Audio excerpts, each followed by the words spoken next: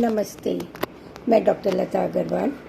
आज हम महर्षि दयानंद सरस्वती विश्वविद्यालय अजमेर के इतिहास विषय के प्रथम प्रश्न पत्र बीए पार्ट 1 और बीए ऑनर्स पार्ट 1 के फाउंडेशन ऑफ इंडियन कल्चर के पाठ्यक्रम में विवाह संस्कार के बारे में अध्ययन करेंगे।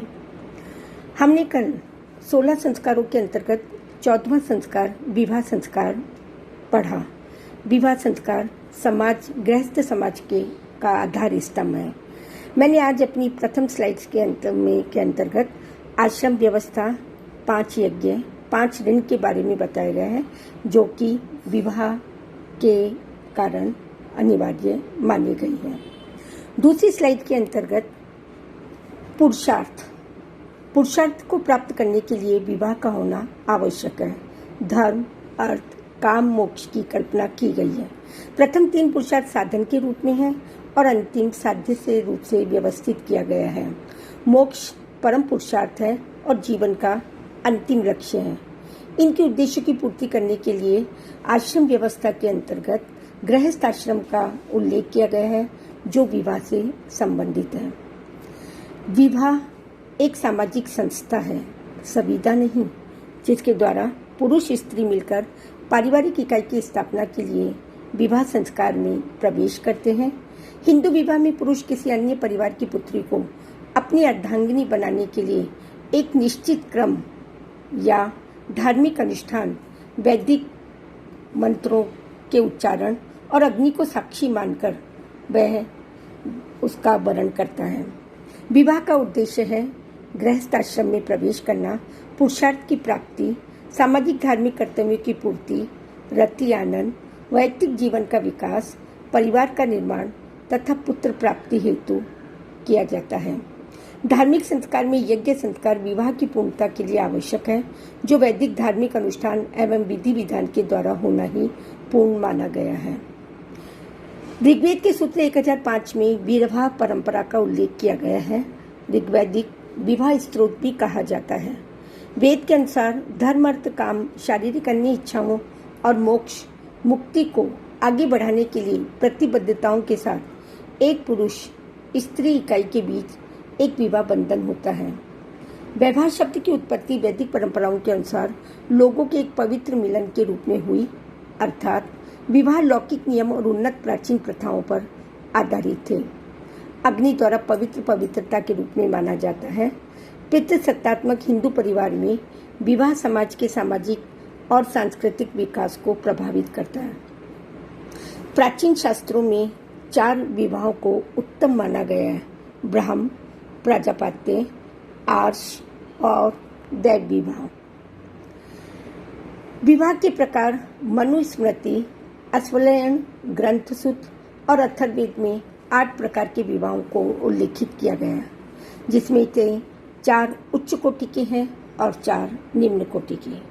उच्च कोटि के विवाह में ब्रह्म विवाह, इसके अंतर्गत पिता अपनी बेटी को आभूषण, वस्त्र, अलंकार आदि से सुसज्जित कर शीलवान वर को आमंत्रित करके कन्या का दान करता है, जो ब्राह्मी विवाह कहलाता है।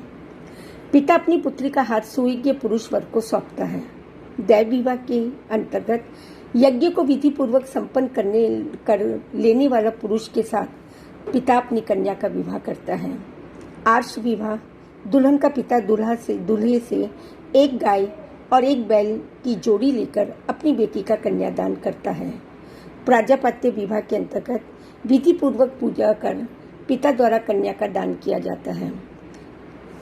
इसमें ब्रह्म विवाह को सर्वश्रेष्ठ माना गया है। लड़के को अपना ब्रह्मचर्य आश्रम सीखने की उम्र पूरी करने के बाद लड़के का परिवार लड़की के परिवार से संपर्क करता है और दोनों के संपर्क होने के बाद में विवाह स्थिर होने से वह दुल्हन को दूल्हे के हाथ सौंप देता है। ब्रह्म विवाह एक महत्वपूर्ण अनुष्ठान है। प्रजापत्य विवाह, इस प्रकार का विवाह सभी प्रकार से ब्रह्म विवाह के समान ही है। दुल्हन या बेटी की सुरक्षा उसके पिता द्वारा पाणी ग्रहण, हस्तग्रहण समारोह के दौरान दूल्हे के पिता को सौंप दी जाती है। दूल्हा अपनी दुल्हन को लेकर अपने घर की ओर वैदिक अनुष्ठानों के बाद प्रयाण करता है। निम्न कोटि के विवाह: गंधर्व विवाह, आसुर विवाह। गंधर्व विवाह युगल पुरुष स्त्री आपसी सहमति से अपने रिश्तों को सहमति से विवाह को बिना धार्मिक अनुष्ठानों के संपन्न कर प्रवेश करते हैं। यह आम कानून विवाह की पश्चिमी अवधारणा के समान प्रतीत होता है।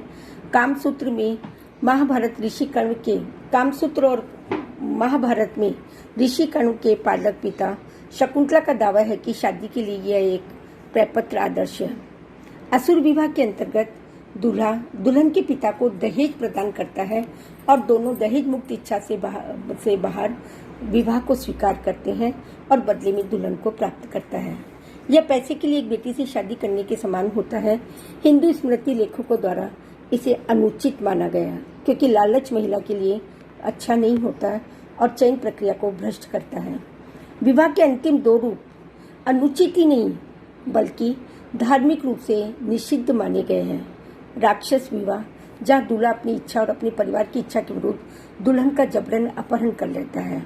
राक्ष शब्द का अर्थ है शैतान। हम जानते हैं रामायण के अंतर्गत रावण ने सीता का अपहरण किया। पैशाच विवाह, जो पुरुष सोई हुई या नशे में महिला को जबरन संभोग करने के लिए मजबूर करता है और ये हिंदू शास्त्र में विवाह निकृष्ट और पूर्णतः वर्जित माना गया है। अंतर्जातीय विवाह। अंतर्जातीय विवाह दो प्रकार के होते हैं। हम अध्ययन करते हैं वर्ण व्यवस्था का, जिसमें ब्राह्मण, क्षत्रिय, वैश्य और शूद्र चार वर्णों के अंतर्गत होने वाले विवाह को अंतर्जातीय विवाह कहते हैं। अनुलोम विवाह, जब एक उच्च वर्ण जाति अथवा कुल का लड़का अर्थात ब्राह्मण, क्षत्रिय, वैश्य का विवाह, लड़के का विवाह निम्न वर्ण जाति अथवा कुल की कन्या अर्थात शूद्र कन्या के साथ होता है तो वह अनुलोम विवाह कहलाता है। और प्रतिलोम, जब एक उच्च वर्ण जाति अथवा कुल की लड़की का विवाह उससे निम्न वर्ण जाति अथवा कुल के लड़के के साथ होता है तो प्रतिलोम विवाह कहलाता है।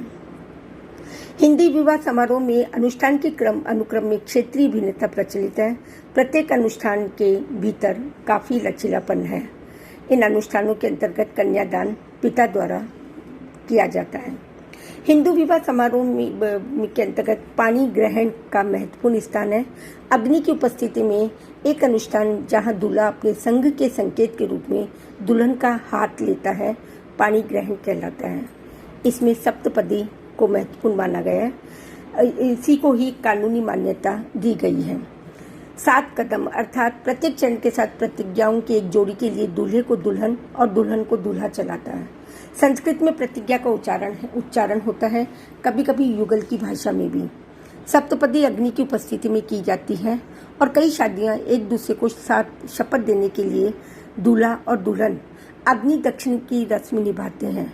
अग्नि के चारों ओर घूमना, हाथों से जुड़ा हुआ या उनके कपड़ों के सिरों के साथ एक बंधा हुआ दूल्हा आमतौर पर दुल्हन को अग्नि के चारों ओर प्रदक्षिणा कराता है। अग्नि ईश्वरीय साक्षी है विवाह के लिए और सप्तपदी के बाद युगल को पति पत्नी माना जाता है। अंत में हम इस प्रकार देखते हैं कि विवाह पुरुष स्त्री के मानसिक, बौद्धिक, शारीरिक, आध्यात्मिक व पारिवारिक कल्याणकारी जीवन के विकास के लिए सहायक व आवश्यक है। विवाह के द्वारा 4 पुरुषार्थों की प्राप्ति हेतु पारस्परिक, सामाजिक, धार्मिक, सांस्कृतिक और आध्यात्मिक विकास के द्वारा व्यक्ति समूह के पारस्परिक व्यवहारिक संबंधों को सुदृढ़ता प्रदान करता है। धन्यवाद।